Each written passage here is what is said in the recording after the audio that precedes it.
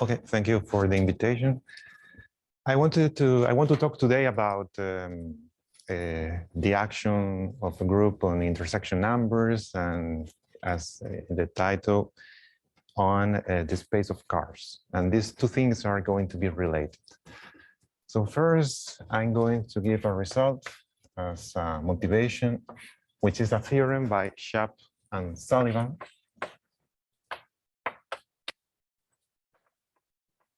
That says the following.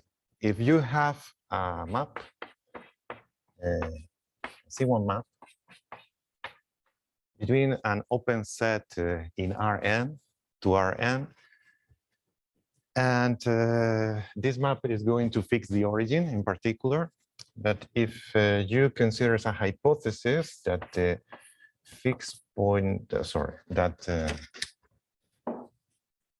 the origin is an isolated fixed point for every positive iterate of f, an isolated fixed point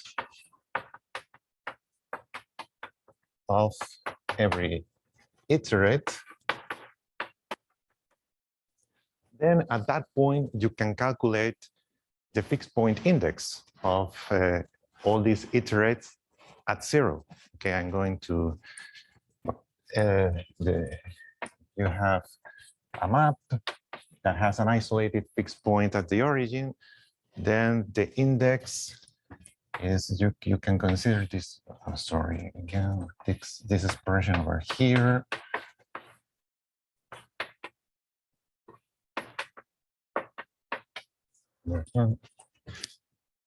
This is defined in particular, is defined as a map of the sphere. Okay, let's go put it like that. It's a map from the sphere of radius epsilon for with center at 0 and radius epsilon for epsilon sufficiently small to the sphere of center 0 and radius 1. And by normalizing this epsilon, you have a map between two spheres. You can calculate the degree. This this numerator does not vanish. This epsilon is not enough. Is small enough. Sorry, since the degree varies well, and it's an invariant up to isotropy. This is well defined if epsilon is small enough. Okay, so the theorem says that under such conditions, the sequence of fixed point indexes of all the iterates at 0, it's a bounded sequence.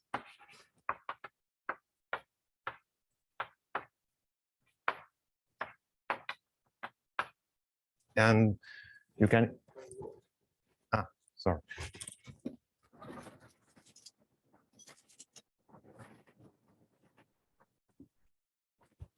It's bounded sequence. This in particular can be used, for instance, to show that if you have a map defined in a compact manifold whose Lefschetz numbers of the iterates are unbounded, then it necessarily has infinitely many periodic points, for instance. So it's a very nice theorem with very little hypothesis, that's C1. And something that is interesting is that you can see that theorem as a theorem about the action of a group, in this case, a cyclic group, in some intersection numbers. So we are going to consider the diagonal in U times Rn.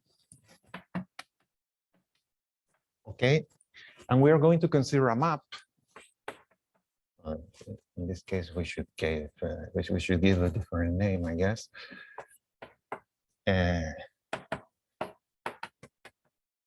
Which is a very simple map. Okay, you have x, y. We are sending this. The first coordinate x is sent to fx, and y is sent to y. And what happens is that this intersection number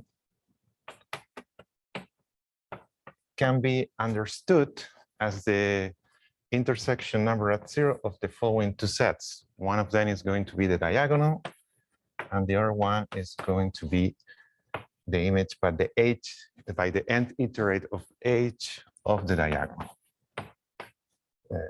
The origin of the diagonal, right? And so we have here the elements of a cyclic group, and indeed what we're seeing is how this cyclic group acts on this intersection number. Okay, so this is a motivation to study this kind of problems. What we are going to consider in general are situations in which the degree of regularity is much bigger than C1. But we're going to consider more general classes of sets, and we're going to consider more general classes of groups. We're not just going to be restricted to cyclic groups. Okay, so we are going to consider local diffeomorphisms. It can be, for instance, C-infinity diffeomorphisms defined in a neighborhood of the origin in Rn. That could be, that's one of the places where we can work. But at that point, in general, we consider the formal power series expansion at 0. And because of that, we can work with the group of, this is germs of B-holomorphisms.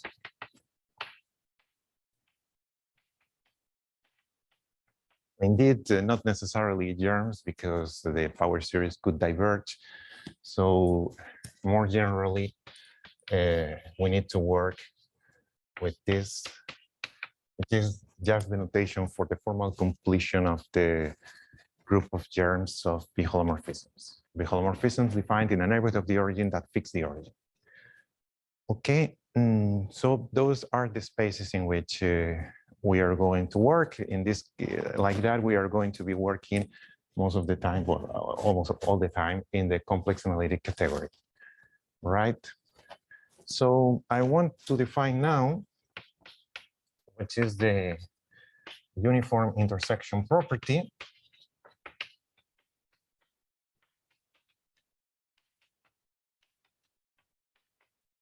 For a group, for instance, containing here, or here, or here. As it's very similar to work with these cases, because at the end we work in here.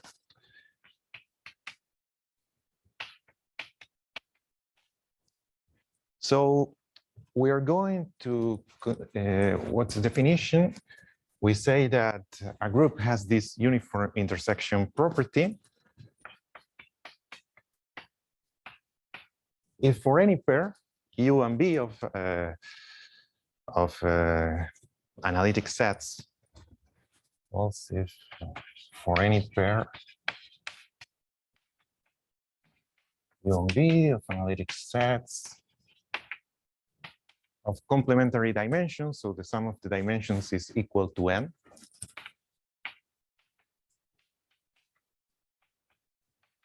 Then the action of the group in the intersection number is fine. It's a nice action. So what do I mean by that? We are going to consider, this is not, okay.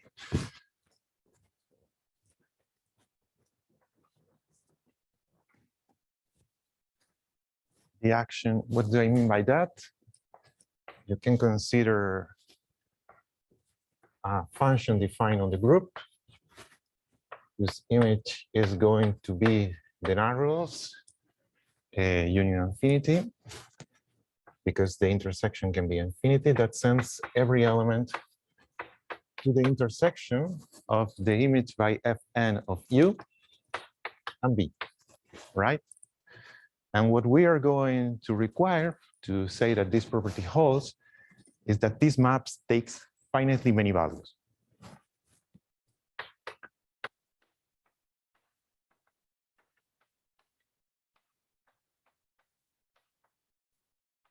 It doesn't mean that it cannot take the infinity value. I mean, it could be constant equal to infinity. in that case, we consider it takes one value, so it takes finitely many values. Okay, so this is the uniform intersection property. Essentially, the action of the group is going for any pair of analytic sets in which the intersection makes sense. Here is the intersection number at the origin. Maybe I should define it. If you have two analytic sets that are defined by two ideals, okay, the intersection number at the origin is going to be the dimension as a complex vector space of the rim of formal power series over the ideal generated by U and B. Right? So it's a very algebraic definition. And this was studied by Arnold and others, motivated by this example over here, the Shoup-Sullivan theorem. And in 1991, okay, there's a theorem of Arnold, 1991, that says that simply that cyclic groups satisfy the uniform intersection property. Everything that I'm talking about in this talk is local, right? It's everything just, we're working always in a neighborhood of a point, a fixed point.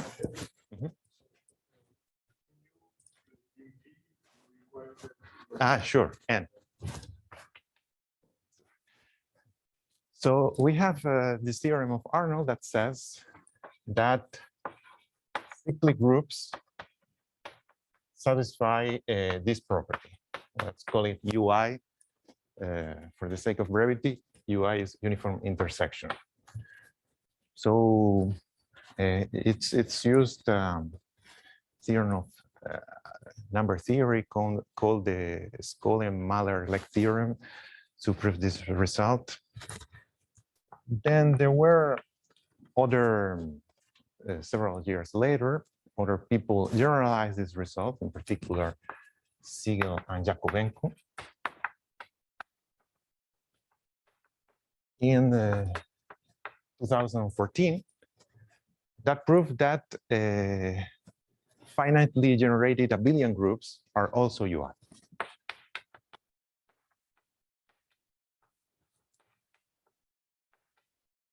This is, the techniques are a little bit different because here it's used a result in number theorem. Here it's used mostly Noetherianity of some ring. But in this way, we can extend this property that we can actually consider for every possible group. We can see first that it works for cyclic groups and then extend it to finitely generated abelian groups. There is a theorem in the published in 2015 by Benjamini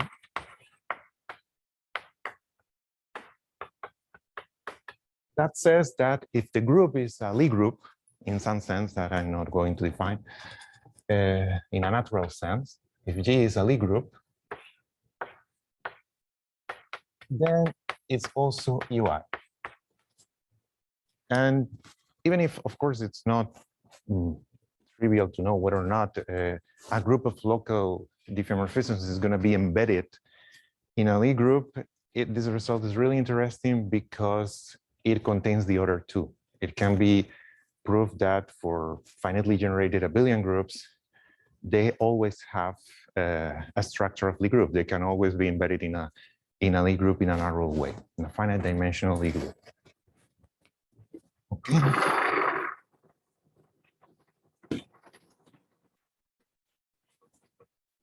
So once we get to this point, something that it is interesting is consider for a group of local diffeomorphisms or formal diffeomorphisms, you can consider the Sariski closure.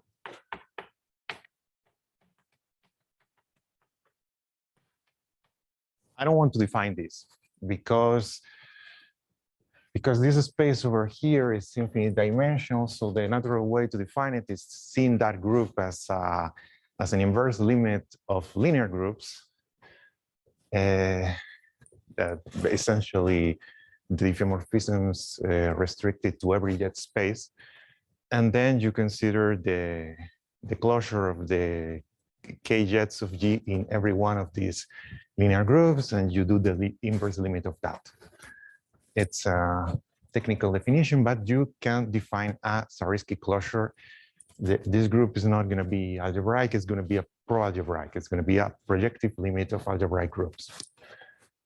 This is interesting because this is a natural, but it should be a naturally group to consider to apply this theorem. And indeed, something that, well, okay. Of course, this construction is interesting if the dimension of this Sariski closure is finite.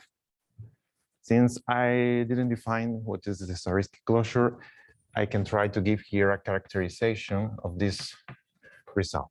Okay, what does it mean for the Sariski closure to be finite?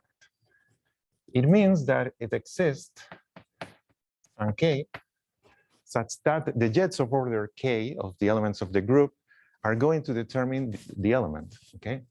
So such that this map over here that sends the K jet to the K plus 1 jet is well defined. Sorry, let's go here K prime for K, every K prime greater than K. This is well defined. In particular, it means that the two elements that have the same K jet have all the jets equal, so they are the same. So this is what it is called also to be K finitely determined. The elements of the group are determined by its K jets.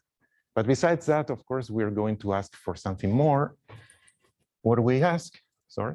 Well, you want to say that for each K, there exists a K prime? That, or for each... No, it's for every K prime. Sorry, it says. And what else? And what we're going to require is that the coefficients of any element, coefficients of the power of the Taylor power series expansion at the origin, the coefficients of f of degree less, no, more, higher than k, depend algebraically on the coefficients of degree less or equal than k.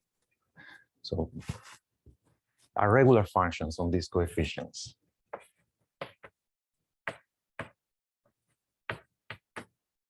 I'm going to write this on the coefficients of the jet of order k. So it's not just that this map exists. That this map exists is the same that's saying that the map that sends the k prime jets to the k jets is injected. But I wrote it this way because I think it's easier to express the second property. So we want more than finite determination. We want that the coefficients of higher degree have to be algebraic in the coefficients of some degree k. Okay, and once you get to this case, it's easy. Well, it's more or less easy to give a to see the following result. This is a result of mine that.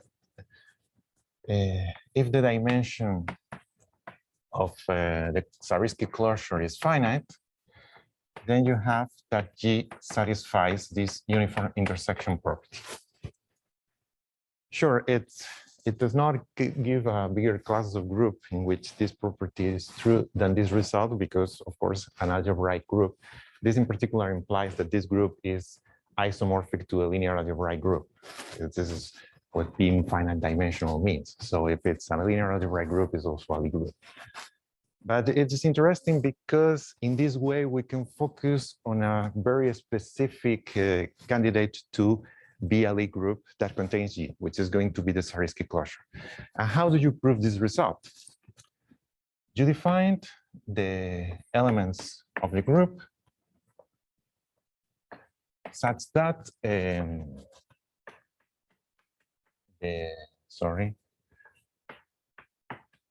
this intersection number of the origin of the image of U by F and B is greater or equal than K, or if you want, yeah, K, it's okay. This defines an ideal on the of the ring of polynomials in some of the variables. It defines an ideal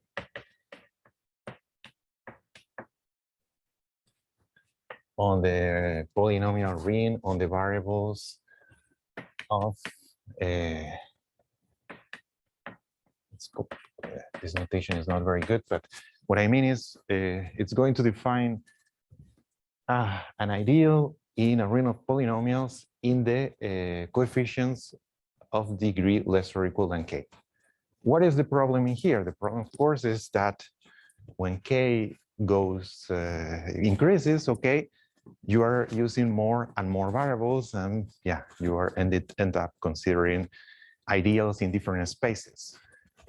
But if you have finite determination, you have finite dimension, at some point the coefficients depend algebraically are regular functions on the coefficients of degree less or equal than K.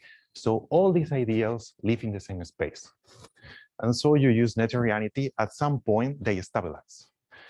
And if they stabilize, what it means that they stabilize at level K. It means that if this intersection is greater or equal than K, it is also greater or equal than K plus 1, it's also greater or equal than K plus 2, and so on and so forth. So it's infinite. So it takes finitely many values. Okay, so this is the proof, and you can see here, this is a sketch of the proof, how this property of being a finite dimensional is interesting for this kind of problem. Okay.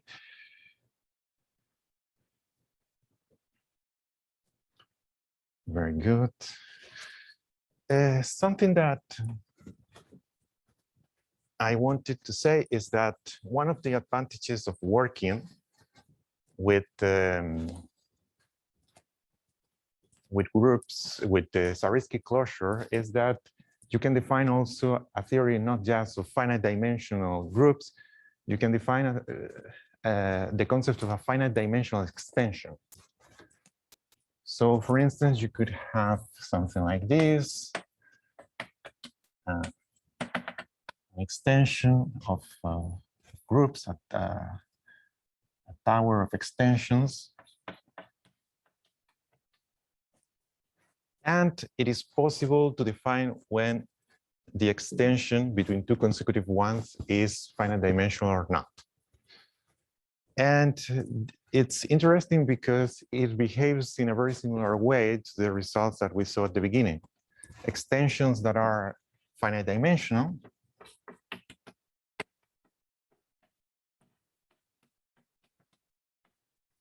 are, for instance, finite extensions. That's expected. In that case, the dimension of the extension is 0. But for instance, finitely generated abelian extensions. Those are finite dimensional. So if you have here that the quotient between an element and the previous one is always finitely generated and abelian, since clearly this has dimension 0, this is going to be finite dimensional too. A tower of finite dimensional extensions gives you a finite dimensional group. And in that way, it is possible to prove that polycyclic groups,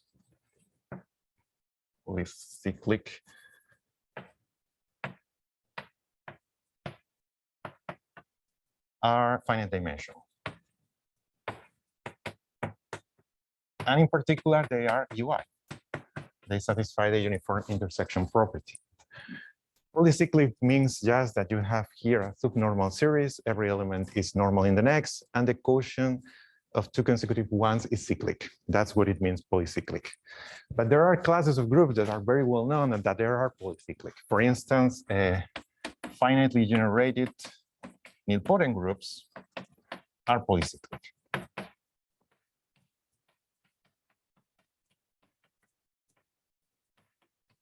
Are polycyclic.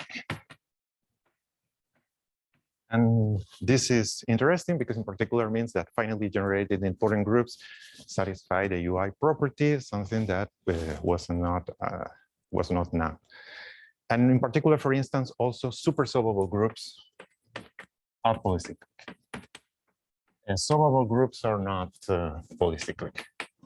Supersolvable is a, sorry.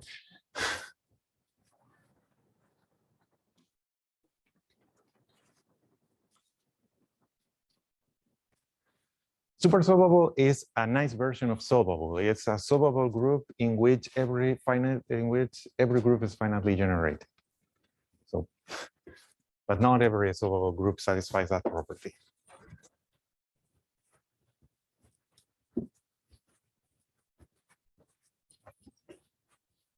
Okay, so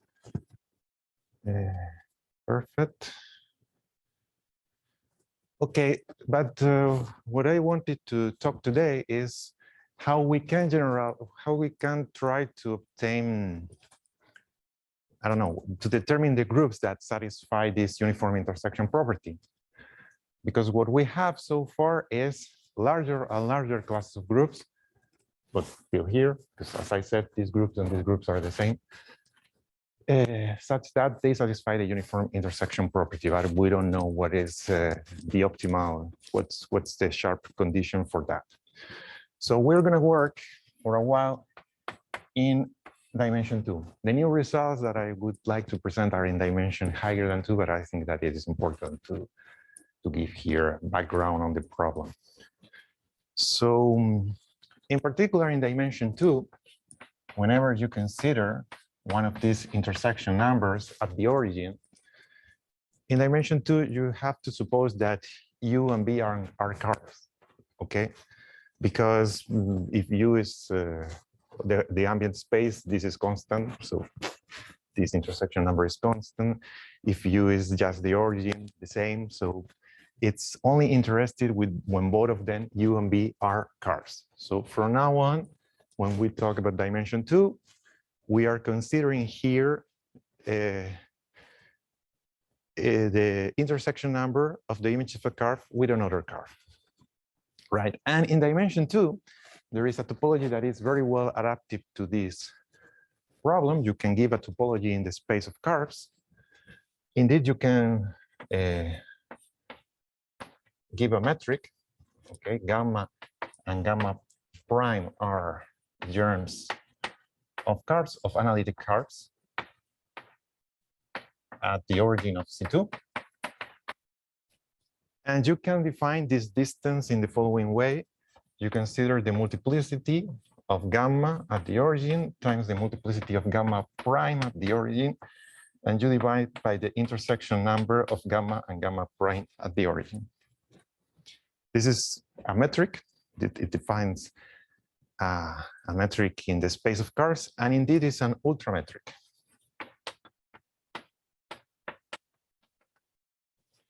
So the space of curves has a topology that is first countable, obviously, because it's a metric space, but it's not second countable. Okay, something that happens in here is that you can describe the topology also in a different way. You can define a fundamental neighborhood system for every curve. And okay, so it does, and for instance, what does it mean? What does it mean for a family of curves to converge to another curve? I think that's interesting to understand how this topology works. What it means is that for every k,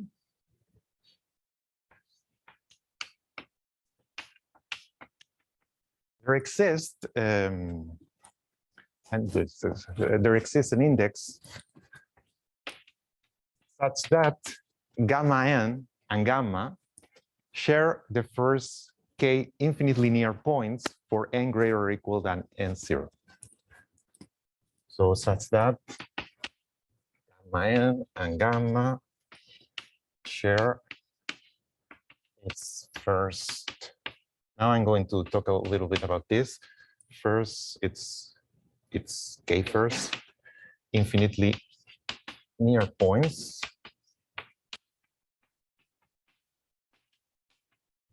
for all n greater or equal than n0.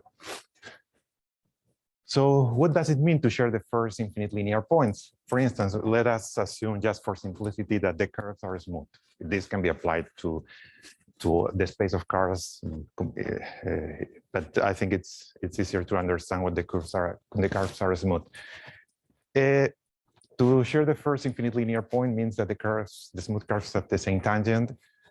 To share the two first infinite linear points means that the Puiseux expansions agree till the second order.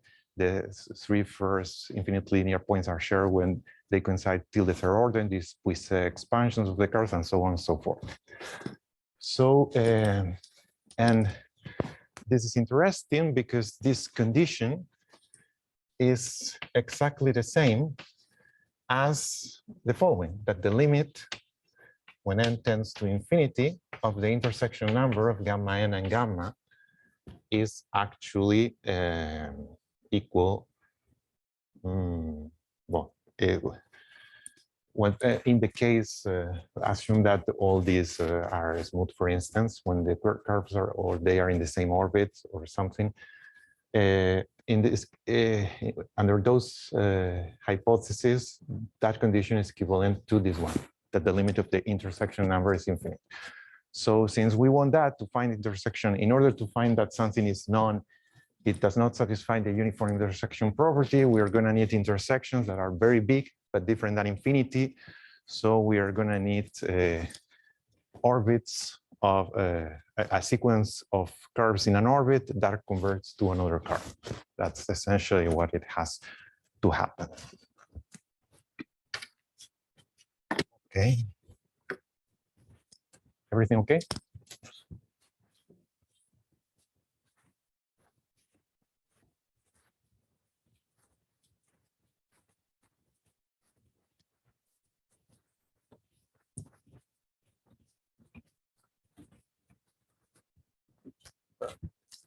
Take a look. Okay. Some property that every group that has this uniform intersection property satisfies is that it necessarily is finitely determined.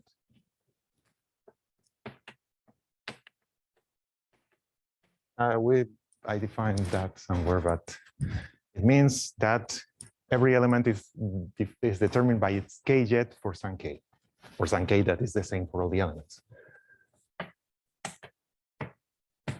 Okay, this is very, very simple because if you have a group that is not finitely determined,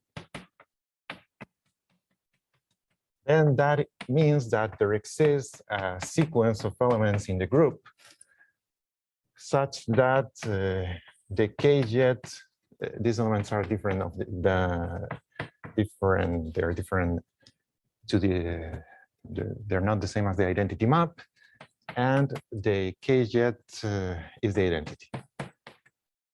And for a generic curve, this is going to imply that this intersection number over here is, well, what is going to happen always for every curve is that this intersection number tends to infinity. And for a generic curve, these elements over here are not equal to infinity from some moment on. Because if this happens, the k first infinite linear points of every curve are fixed. So yeah, the possibility of having the uniform intersection property, it doesn't happen if the group is not finitely determined. This is the easiest necessary condition that you can find to prove to have the uniform intersection property. You don't have that, it's not satisfied. So in particular, all the groups that we consider so far, finitely generated abelian groups, finite dimensional groups, all of them are finitely determined. That is.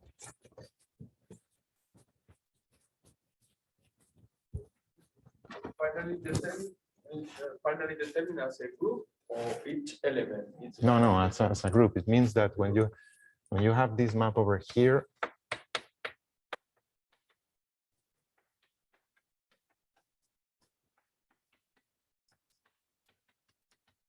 means that for some k that map is injective. It's just that. And for the minimum k for which this is injective, that's called the, I don't know, we say that it's k finitely determined.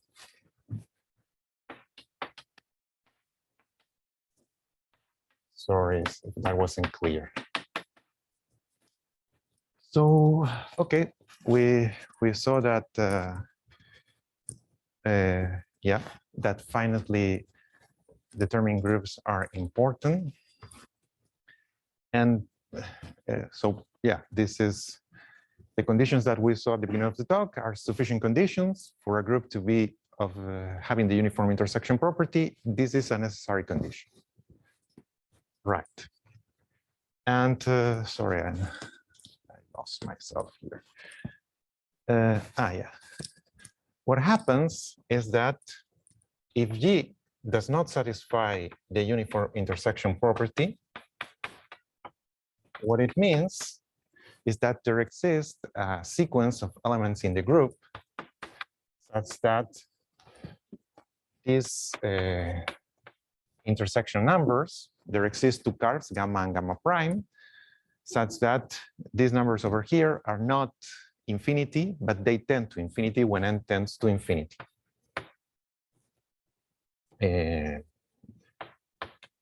This is the same as yeah, it is written over here, that in the topology that we just defined, the limit of the Fn gammas converges to gamma prime.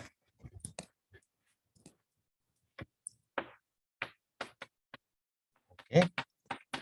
Obviously, we are requiring that these curves are different than gamma prime.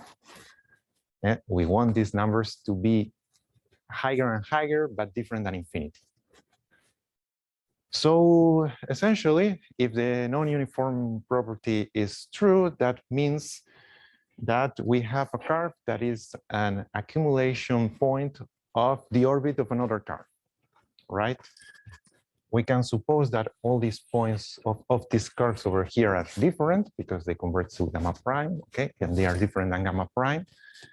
And in that way, since the images of gamma converge to gamma prime and the images of n plus 1 also converge to gamma prime, we use the natural trick here, which is that when we compose Fn with the inverse of Fn plus 1, the gamma converges to gamma prime. And this curve is different than gamma because these two curves over here are different. Yeah, up to consider a subsequence here, we can have that. So that means, sorry, here is gamma. So that means that the orbit of gamma is non-discrete, right? The orbit of gamma by the action of G is non-discrete. Obviously, if it's non-discrete, the group is non-UI because you have this property with gamma equal gamma prime. So this is a condition that is equivalent to the group having the uniform intersection property. For dimension 2, of course. In dimension 2, what we saw is that a group has the uniform intersection property if and only if the action of the group in the space of curves is by discrete orbits. That's the result. So we can actually transform our study of whether or not a group satisfies the uniform intersection property into something slightly different. It can actually, okay, the theorem is that G is UI if and only if the orbits of curves by the action of G are discrete. Every orbit has to be discrete. Okay, so we can check whether or not the orbit of a curve is discrete, and this allows to use other techniques, for instance, the singularization techniques for the curve and other stuff. Okay, I wanted to say a few things about the proof, but I think that let's say something very, very quickly. So the point now is that we consider pairs in which the first element is a group of local B holomorphism, and the second element of the pair is a germ of curve. And the question is whether the orbit of the curve is discrete or not, right? And if the orbit is discrete,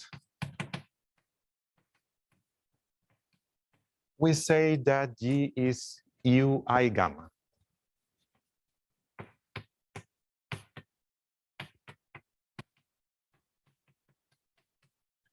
So it's exactly the same as saying that the orbit is discrete. So if you can prove that G is UI gamma for every gamma, then the group satisfies the uniform intersection property. That's what we are saying. And what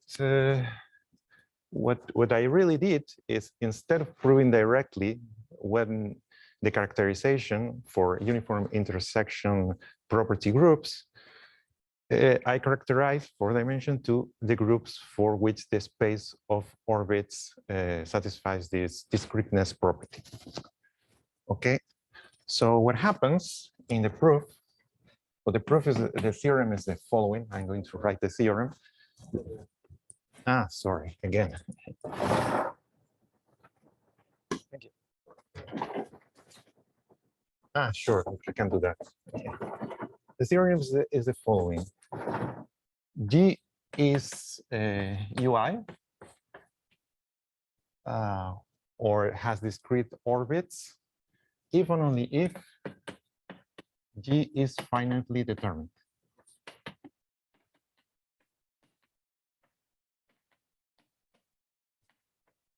Now, let's stress here that G is a group of local B holomorphisms in dimension 2. This is a result for dimension 2. In dimension higher than 2 is false. It's true that UI implies finitely determined, but the other way around is not true. So that's the theorem that we want to prove. And the idea of the proof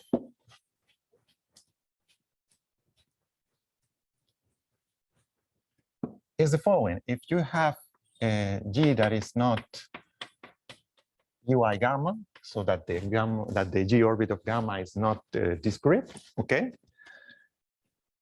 What happens is that you can find an example. There exists a subgroup of G such that a subgroup J or of G such that J is abelian and J does not satisfy UI gamma. The orbit of gamma by J is not discrete. And so if there is a counterexample to that theorem, there is a counterexample for an abelian group. That's interesting. And what happens is that such counterexample, besides being abelian, has to be infinitely dimensional, because finite dimensional groups satisfy the uniform intersection property. So the dimension of J has to be infinite. And what happens is that because we are in dimension 2, we get lucky, and there is a scarcity of groups like that. Essentially, there is just one example.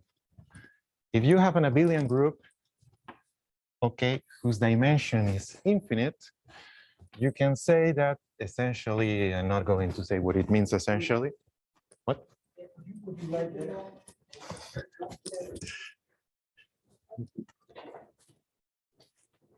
Okay, all right. Thank you, thank you. So we are here, yeah. What happens is that J is a subgroup of the following group of diffeomorphisms, a very simple one, up to some transformations that are very natural.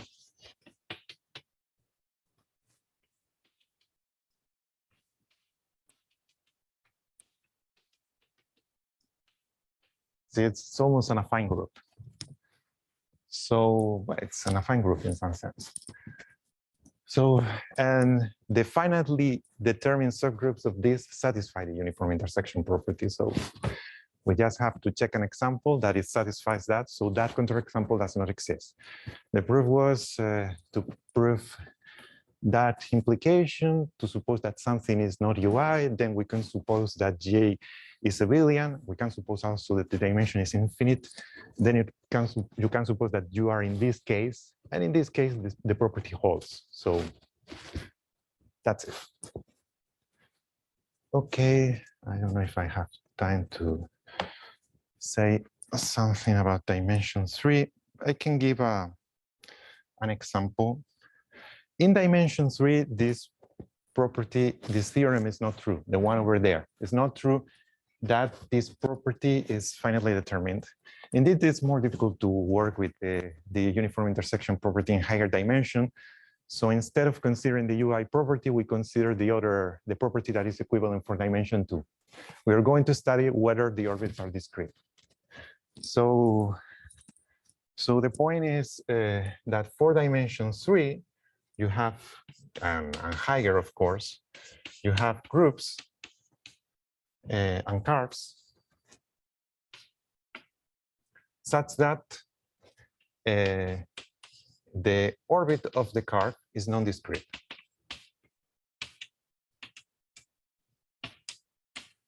And at least I would like to give the main example. It's not the unique possibility, but it's the main example in which this thing happens. So consider a group of the following kind, well, not here.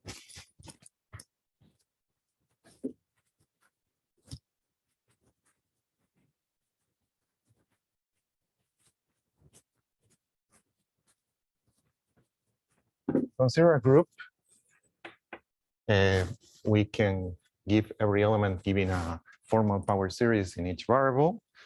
In the first component, we're going just to write x, the first variable. We are in C3.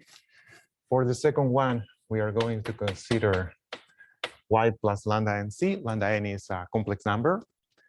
And here we are going to consider an of x. I'm going to explain. This is a power series. It can be a polynomial too. It doesn't matter. And here we consider gamma n c. Lambda n and gamma n are generic. Gamma n has to be different than 0, but other than that, they are generic. I'm not going to explain how to obtain them. It's easy. You consider generic elements, and that's it. And what happens when you have a group generated by these elements? Okay, and besides that, you ask that the multiplicity of an tends to infinity. That's the other thing that happens. So consider an element here, Fn. Fn applied to the x-axis. Oh, since c is 0, this vanishes too, and it gets to be x an of x 0, right? But since the multiplicity goes to infinity, the order of contact between the x-axis and this image goes up, and it tends to infinity. So it means in particular that the orbit of the x-axis is not discrete.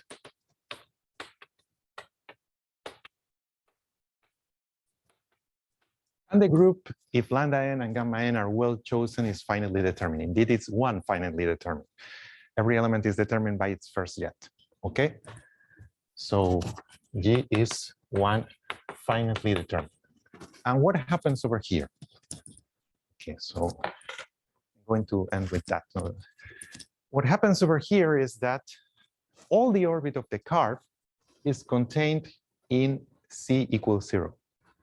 So it means that the Sariski closure of the orbit of the curve is contained in a proper analytic subset. And this makes the fact that this is one finitely determined, it's rendered meaningless.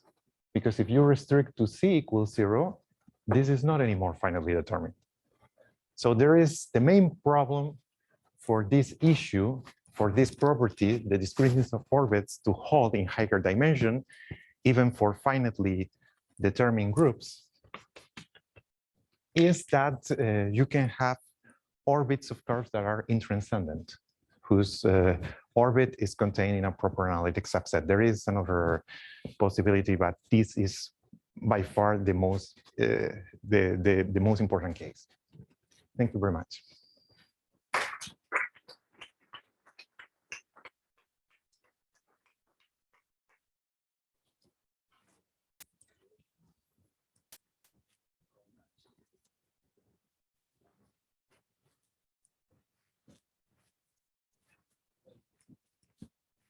Yes, I was wondering if this result can be used to prove whether, the question is whether it is true or not, that you have the diffeomorphisms in C2, local point, just the diffeomorphism, having infinitely many periodic points going to the fixed point, that you must have a curve of fixed point for some iterator. I mean, you must have infinitely periodic points of a fixed degree of a fixed period going also to the accumulated to the fixed point. I'm not sure. Or no. The issue is that the proof here is very algebraic. Indeed, the most important ingredient is to give an algebraic structure to the group of diffeomorphisms. So you end up working much more with formal power series and projective limits of linear algebraic groups than with dynamics. Dynamics, sure, everything is related, but it didn't enter very much in the proof today. So yeah, it would be interesting to relate these properties with dynamics. They are related somehow. For instance, it's known that you can use these techniques to prove that if the group is not solvable, then you have non-discrete orbits of points in a neighborhood of the origin. So there is a bridge between these properties and dynamics that in regard to the particular problem that you talk about, I'm not sure. Maybe, but I don't know now.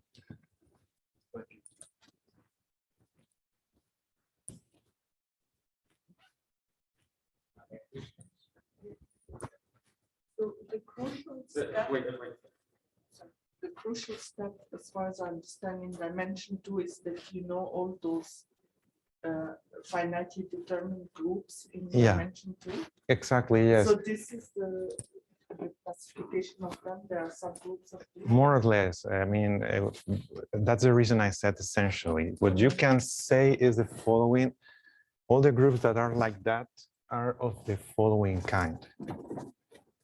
Right. Proof easy for dimension 2? It's not very difficult, no, but you have to use some part of the algebraic theory, because you have to associate to a group its Lie algebra, something that it's not okay. But it can be done. It's not that difficult. And then you work with the Lie algebra. And what happens is that the Lie algebra of that group consists of elements of this kind. There is a fixed X, which is a vector field. And F is a first integral of the vector field. So You have something like this in the dimension that 2 in this case, and F is it's a quotient of formal power series. Okay, it's in the field of fractions, and to prove this is not very difficult. It's more or less this idea. It's not difficult at all. It's algebraic, but it's quite simple. It's this kind of techniques in which you use algebraic properties of the group of B holomorphisms to deduce other properties, for instance, dynamical properties, has been used since a long time ago. For instance, it was used at some point by Etienne Gilles to prove that if you have a group of analytic diffeomorphisms of the sphere, okay, that is nilpotent, I think. Sorry. Then you have that this group is metabelian. So if is that, yeah. So, and what's the proof of this? The proof of this is there are used some very nice techniques to prove that there is a fixed point, and so you get to the theory of local B holomorphisms in dimension 2 because you complexify this, and the proofs there are very simple. The proof that you are in this situation is really simple.